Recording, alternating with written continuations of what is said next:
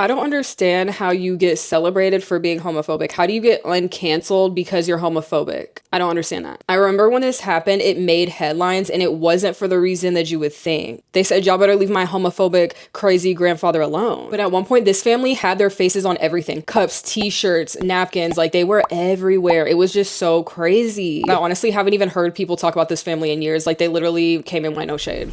And there's probably a reason for that. Dynasty shows have honestly always done really well in America because families can really identify with each character. It's one thing when you have like one person watching a show, but if you can get a whole family in there watching the show, then that means more money. Well, there would be a new TV show out in 2012 called Duck Dynasty. And this one was way different than most TV shows back then because this was going to be a reality TV show filming people that were seen as imperfect. These people represented rural America, someone that a lot of people in America, not me, can relate to. The family ultimately gained a following too because a lot of people thought that they were very funny and it was cool to them that they had a duck hunting business. A few years after the show's success, GQ would actually do an interview with the family and specifically about the grandfather's faith. If you ask me, I feel like the journalists 100% knew what they were doing. Like you were just trying to be messy, and low-key I'm here for it because it exposed a lot, but I'm very confused because it's like GQ, if you know, it's very like suit and tie. It's a very like fancy men's self-care magazine or wellness magazine. So that is the complete opposite of Grandpa Jenkins, aka Phil Robertson. Like I just feel like that doesn't make any sense. GQ is usually glamour.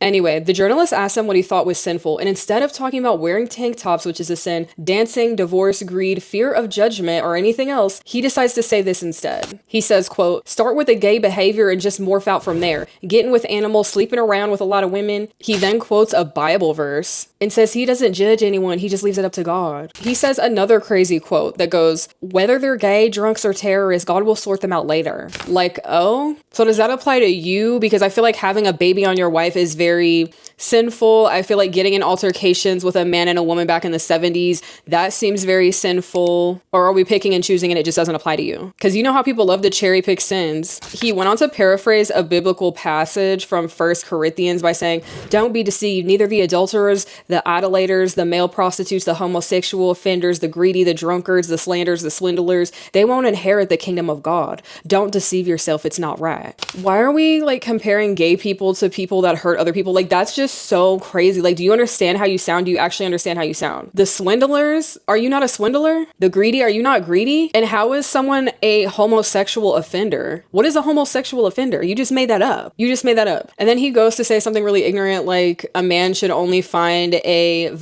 like appealing or something. Like, girl, bye. And then for the next portion of this interview, which is very weird and also never gets talked about, but he basically makes a few other comments about Black people. He goes on to say that he, being born in, I believe, the 40s, I want to say he's a 40s baby. You're a 40s baby and you've never seen any type of racism and you're white and you're from Louisiana and you're a 40s baby. I'll take that's a life for 600, Alex. Like, that doesn't make any sense. He goes on to say that Black people were happy before the civil rights era. Quote, "I never with my eyes saw the mistreatment of any Black person, not once. Where we lived was all farmers. The Blacks worked for the farmers. I hoed cotton with them. I'm with the Blacks because we're white trash. We're going across the field. They're singing and happy. I never heard one of them, one Black person say, I tell you what, these doggone white people, not a word. Pre-entitlement, pre-welfare, you say. Were they happy? They were godly. They were happy and no one was singing the blues." I have so much to dissect about this. First of all, you saying that you can relate to Black people because you were white trash. No, you're not. You have no idea what it is to be Black, girl, and you know that. So stop trying to act like, oh, I'm one of them. No, you're not. Baby, that's you, first and foremost. Secondly, like, duh, of course, someone that is in the cotton fields are not about to look to you, a white man, and be like, oh my gosh, white people are so annoying. What do you think this is? Are you dumb? Are you dumb? Like, genuinely, this is so irritating. Who do you think you are? Saying that the Black community was happy before the civil rights era is a massively huge oxymoron. It doesn't even make sense. Oliver Brown was not happy. Emmett Till and his family, not happy. Rosa Parks, not happy. MLK Jr., not happy. And then pre-entitlement, pre-welfare,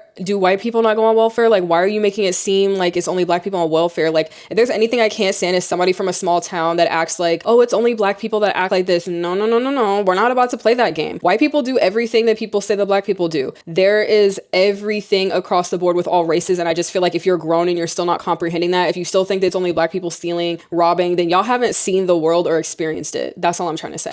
A&E did go on to specifically cancel him, basically, and not the entire show. show, they said originally that they stand with the LGBTQ community until his fans absolutely went wild. Duck Dynasty fans basically said good for him and free speech kind of thing, and everyone had so many petitions and signatures to bring him back or whatever, but that's not how this works. Phil Robertson worked for A&E underneath Duck Dynasty as a cast member. You don't get to say like free speech and da-da-da, it's free speech, not free of consequences. Like, you're representing a company, it's not just you and your like duck calling stuff. A&E immediately folded and they would release this statement because of the backlash. But Duck Dynasty is not a show about one man's views, the network statement said. It resonates with a large audience because it is a show about family, a family that America has come to love. Is it America that's come to love them, or is it a certain part of America? And y'all know what I mean by that. The network said that it would launch a public campaign dedicated to promoting unity, tolerance, and acceptance among all people. I don't know what happened after that. I really don't. The show would cancel years later in 2017, and Phil Robertson would go on to make other comments about other things. Like, he said that STDs are like karma, basically. He's just very strange to me. I believe he did pass away last year, and a lot of fans still celebrate him to this day. Let me know what y'all think in the comments below, and let me know if y'all remember this at all.